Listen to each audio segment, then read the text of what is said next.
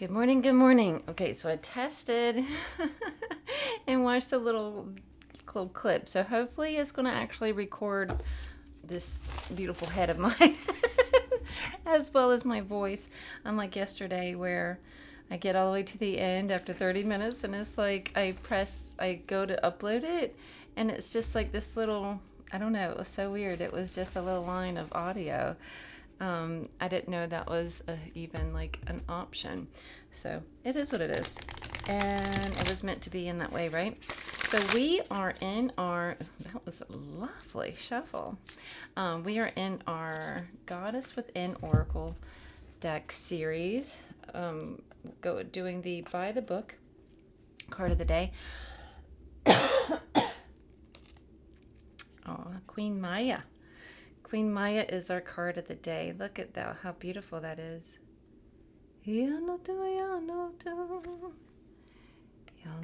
I kind of like that we have to use this regular video option instead of trying to rush through the short, because it did always feel very rushed. And I know everybody likes the shorts these days. They want to get on to the next thing. And that's one of the things I've been deprogramming myself on. So... maybe that means you are too. Okay, so Queen Maya. 116. Okay, Queen Maya. Honor the second stage of the goddess in the form of the mother. It's interesting. It's like we're going backwards because yesterday we honored the crone stage. So interesting. Okay, which was the third stage. Okay, who turns the lessons of maidenhood into life itself and begins to embody the wisdom of the crone. In Buddhist legend, it is said that Gautama, Buddha's mother, Queen Maya of Shakya, foresaw his arrival. One morning, 20 years into her marriage, she awoke to tell her husband, King Sudhodhana, of her...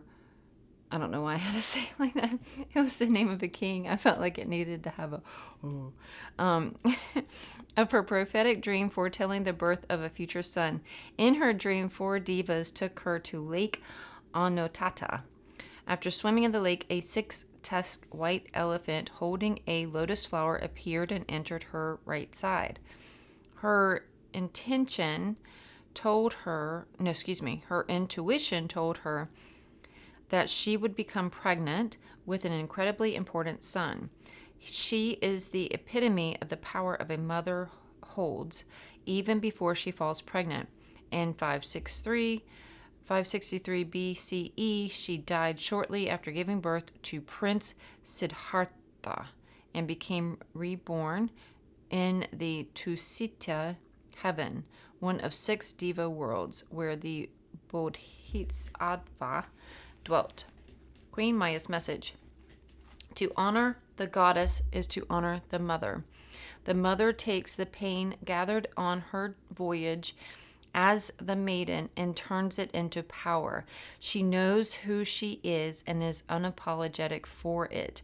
Not seeking the approval of others, she nourishes herself. A force to be reckoned with. Okay, we need to go. Let's rewind. The mother takes the pain gathered on her voyage as the maiden and turns it into power. The mother takes the pain gathered on her voyage as the maiden and turns it into power. She knows who she is and is unapologetic for it. Not seeking the approval of others, she nourishes herself.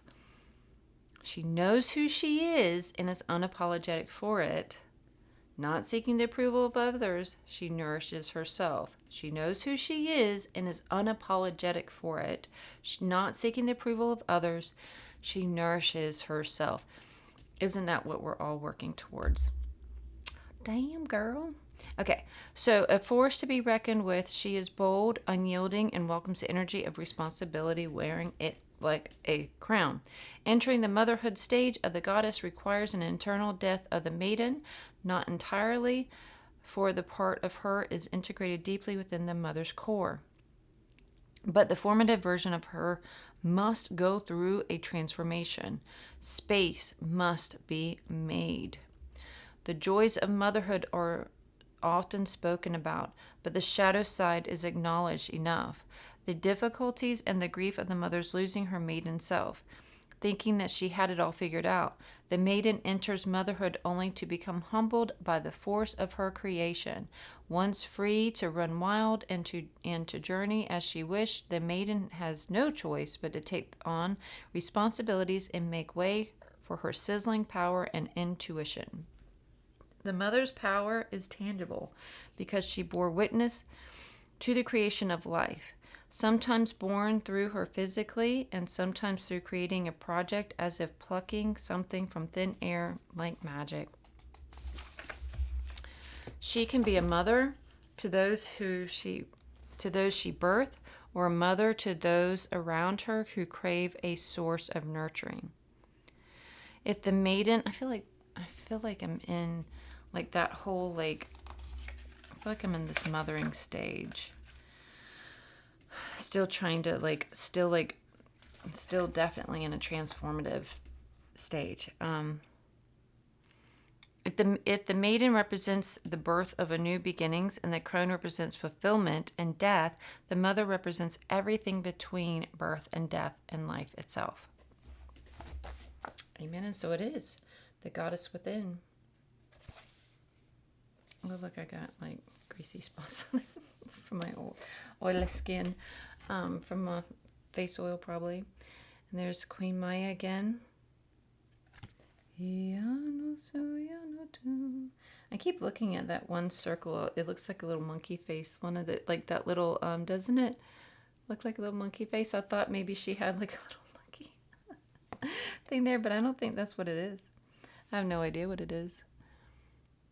It's just a little hand clasp thing, but I don't think it's supposed to be a monkey. But it just looks like and it doesn't look like a monkey when I look at it like this, but whenever you look at it through there, it totally looks like that monkey. You know the one I'm talking about that's on all the little stuff. All right, there's that. Anyway, hope you have an amazing day. See you tomorrow.